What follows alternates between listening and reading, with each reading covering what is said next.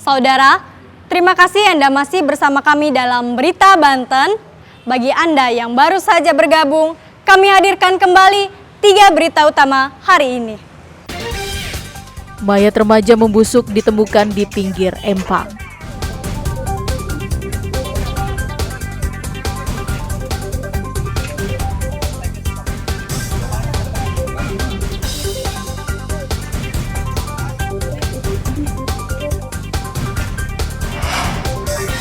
Ribuan buruh berunjuk rasa tolak tapera.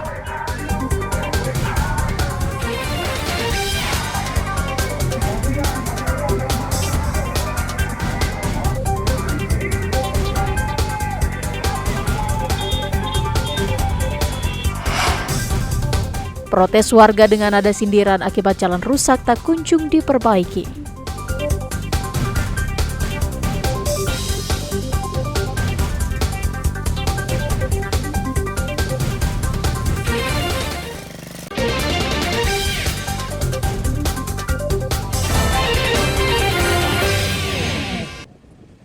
Aparat gabungan dari kapal patroli KN Sanjaya dan Bea Cukai Merak menggagalkan upaya penyelundupan jutaan batang rokok ilegal yang hendak dikirim ke Sumatera melalui pelabuhan Bandar Bakau Jaya, Bojonegara, Kabupaten Serang.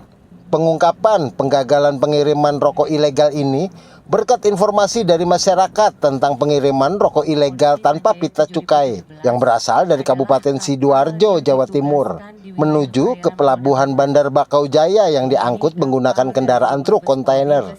Kapal milik Ditpol Airut Baharkam Polri yang sedang ditugaskan di Polda Banten langsung mengejar kendaraan truk tersebut dan berhasil menemukan sebanyak 6.416.000 batang rokok ilegal tanpa pita cukai yang tersimpan dalam 401 kardus besar. Selain menyita jutaan batang rokok ilegal, polisi juga menangkap salah satu supir yang berinisial BR. Setelah dilakukan pemeriksaan, ditemukan 401 kardus.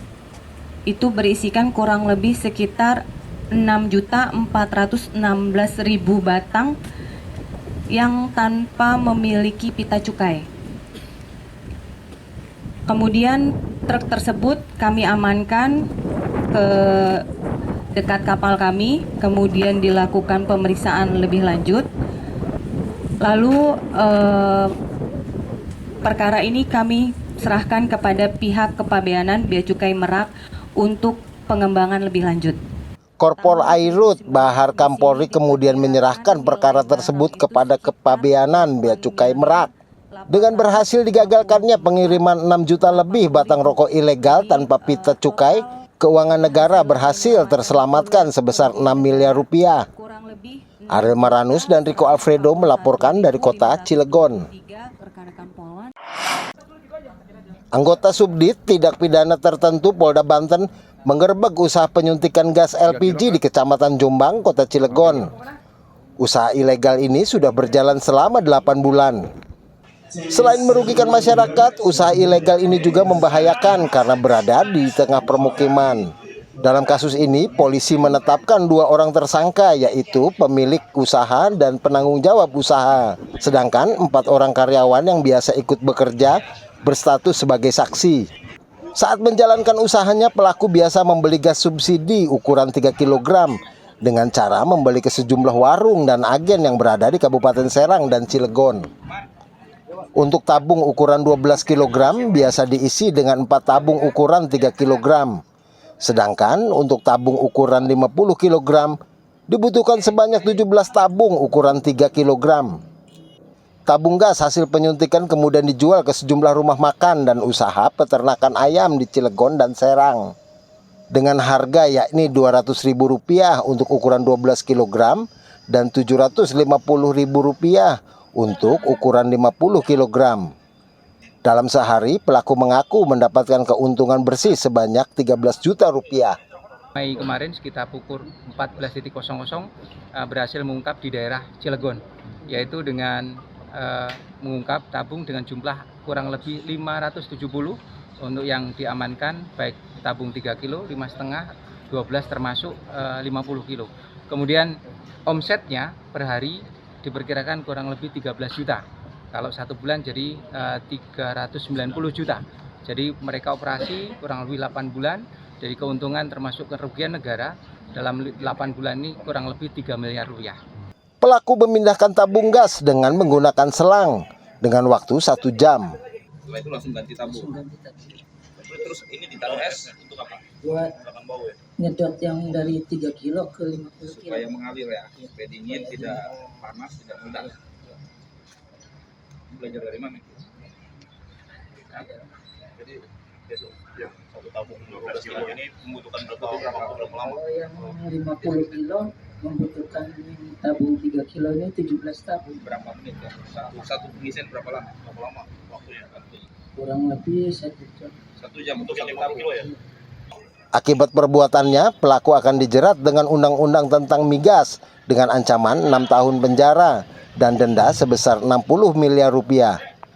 Arel Maranus dan Fazri Munawir melaporkan dari kota Serang. Pengeroyokan seorang warga di Jalan KH Wahid Hasim, Kelurahan Jurang Manggu Timur, Kecamatan Pondok Aren, Tangerang Selatan, terekam CCTV. Terlihat korban dan pelaku sempat terlibat cekcok sebelum berujung penganiayaan. Kejadian bermula saat korban bernama Rino yang sedang berkumpul bersama rekan-rekannya di warung makan, ingin membuang air kecil. Karena warung tersebut tidak terdapat kamar kecil, korban pun memutuskan untuk buang air kecil di lahan di sebelah warung. Saat hendak kembali ke warung, tiba-tiba dirinya diteriaki oleh pelaku yang menegurnya karena buang air kecil di lahan miliknya.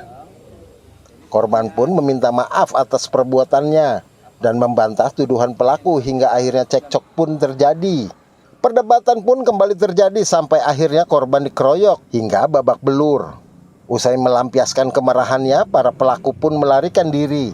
Kronologinya masalah sepele bang, karena ya dibilang aja ya nggak apa ya, karena kebelet pipis, saya kencing di lahan dia kata dia.